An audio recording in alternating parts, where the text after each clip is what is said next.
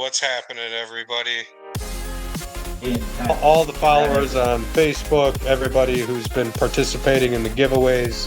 It really does mean the world to me. With the amount of products available today, there's all sorts of hybrids out there of sativas and indicas and this and that. And we just wanted to know or I just wanted to ask you, what's your preference when it comes to just straight sativa or straight indica? Which one do you prefer and why?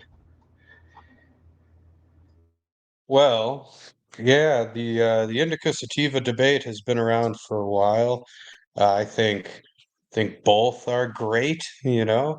Um, some people don't like indicas because they feel like it makes them lazy or kind of makes them kind of sit around a little bit, and they need something to get them up and get them going, so they'll go for a sativa. And it really kind of depends on what's going on in the day and what I've kind of got going on. I do like both. I really do like both personally, but there's definitely benefits to both and for different reasons. If I had to like gravitate towards a jar and pick one thing out, for me it's indica. I personally, for my own body and how my endocannabinoid system works, it really prefers that. I actually can get some kind of racy effects when I do too many sativas, and I kind of get a little bit of like a heart palpitation or not the best feeling or a little bit of anxiety or something like that. That kind of hits me a little funny personally. I do like it from time to time. Sometimes it's nice to, have to focus on breathing and, and not dying or whatever. But but yeah, I do like and the relaxing effects of an indica for sure. That would be my go-to.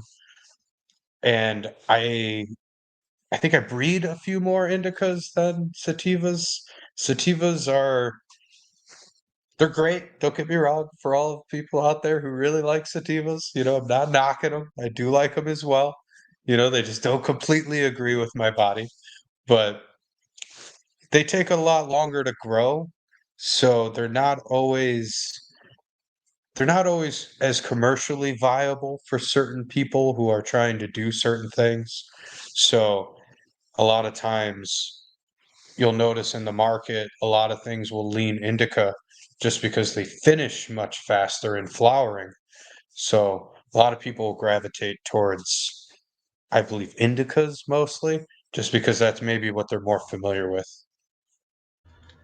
Yeah, I kind of have the same thing, but on the opposite end, where for me, if I smoke an indica too early in the morning, I'll wind up with a headache by noon.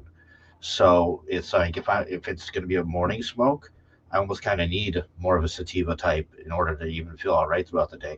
And then just when it comes to growing them, I know you mentioned that the indicas finish faster. What about the yield difference? You know uh, is that a better option than if you're doing kind of like a sea green, where if you have something that's consistently coming in and going out, but if you're only doing like one grow, one tent, and it's go big or go home, would you then say sativas would yield more?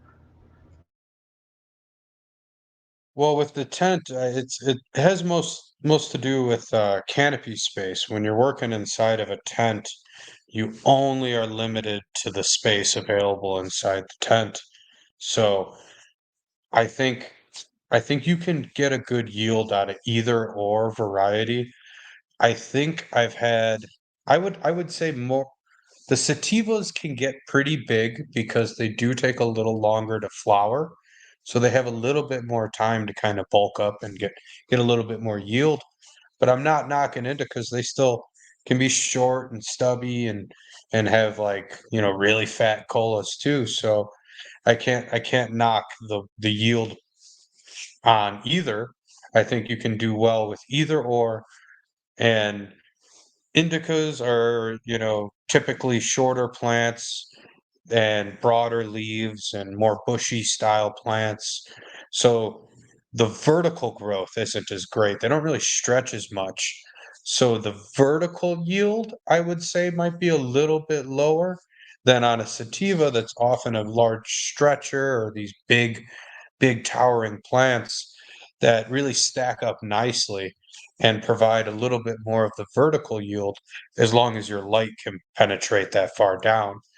If your light can't penetrate that far down, then you're really only working with that, depth of about 1 foot, and then whatever your space is within the tent, whether it be a 4x4 or 2x4, whatever that space is, really you have that limited room for your best flowers, and then anything below that kind of gets shaded out if you're going wall to wall with your plants, so if you're trying to maximize yield. Do you feel that a lot of strains out there nowadays are just hybrids? Yeah, I mean, I really think everything is mixed quite a bunch. Everybody's kind of taken a lot of strains and mixed them together at this point, including myself. And yeah, there's a lot of poly hybrids, and that's generally what I'm creating is these poly hybrids is just really mixes of mixes of mixes.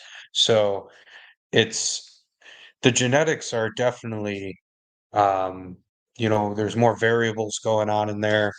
And I wouldn't say anything out there is truly like a land race um sativa, or unless you go to get like I think Durban poison is what they say is the closest thing, and that's like a South African sativa, and that's probably the closest thing on the market that if you can go to the store and or one of your local dispos, and they'll have something like that where they'll say this is pure sativa, and maybe some of the hazes I would say lean a little bit pure sativa, but as far as indicas go, the only thing in that realm is going to be like landrace Afghan plants, and some Hindu plants and some stuff like that that really are meant for those locations. But yeah, everything's kind of been a mix at this point, and it's good because both things are bringing good stuff to the mix. The sativas really, they have these uplifting, energetic, um, cerebral effects that are really nice and really kind of hit those receptors in the brain really strong, whereas the indicas are more in the body. So they kind of hit, your pain and your joints and your ligaments, and kind of help you relax a little bit.